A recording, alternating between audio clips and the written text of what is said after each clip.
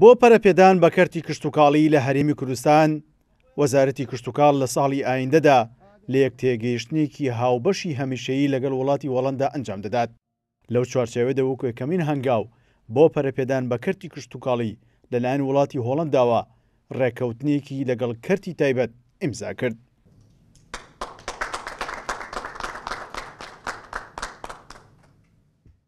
لەو بارەیەوە کۆنسۆڵی هۆڵەندا ڕایگەیاند هاوکاری هەرێمی کوردستان دەکەین تا لە ڕووی کشتتوکاڵیەوە پێش بکەوێت.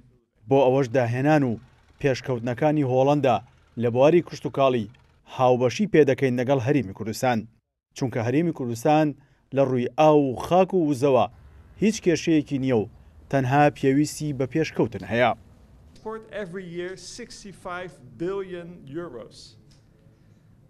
لە ئاستی جیهاندا لە ڕووی کشتتوکاڵیەوە وڵاتی هۆڵەندا لە دوای ئەمریکا بە دووەمین وڵاتی دنیا دێت و ساڵانە بە بڕی 65 میلیارد یۆرۆ پێداویستی و بەرەمی کشتتوکاڵی هەناردە دەکات، چونکە ئاسایشی خۆراک بە کۆڵەکەی پێشکەوتنی ئابووری وڵات دادەنرێت. هۆڵەنداش لەو ڕۆوە ئامادەیە هاوکاری هەرێمی کوردستان بکات و هاوبەشی بکات لەو پێشکەوتن و تەکنۆلۆجیایی بەدەستی هێناوە. هەر لەو مەراسیمەدا وەزیری کشتتوکاڵ و سەرچاوەکانی ئەو ڕایگەیاند لەگەڵ وڵاتی هۆڵەندا هەنگاوی باشمان ناوە بۆ پێشخستنی کەرتی کشتتوکاڵ و بە پیشەسازیکردنی کشتتوکاڵ بۆ ئەوەی بێتە سەرچاوەی داهات بۆ هەرێمی کوردستان لە ڕێگای سوودوەرگرتن لە ئەزمون و شارەزایی وڵاتی هۆڵەنداوە. بۆ ئەوەش کۆمیتەیەکی هاوبەش لە نێوان وڵاتی هۆڵەندا و هەرێمی کوردستان دادەمەزرێت و دەشمانەوێت دەرچوانی کشتتوکاڵی سوودمەندی سەرێکی بن لەو پرۆژانە.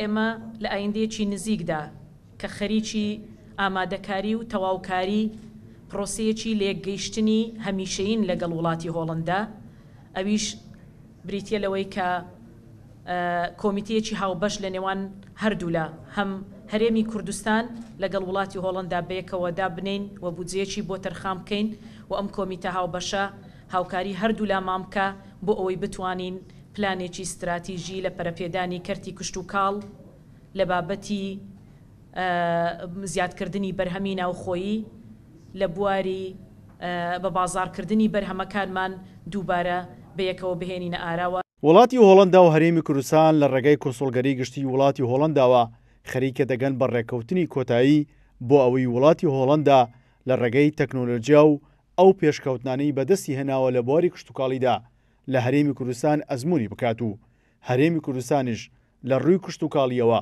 بگاتە ئاستی وڵاتانی دنیا. سیرۆ حوسێن، کورسان نیوز، هەولێر.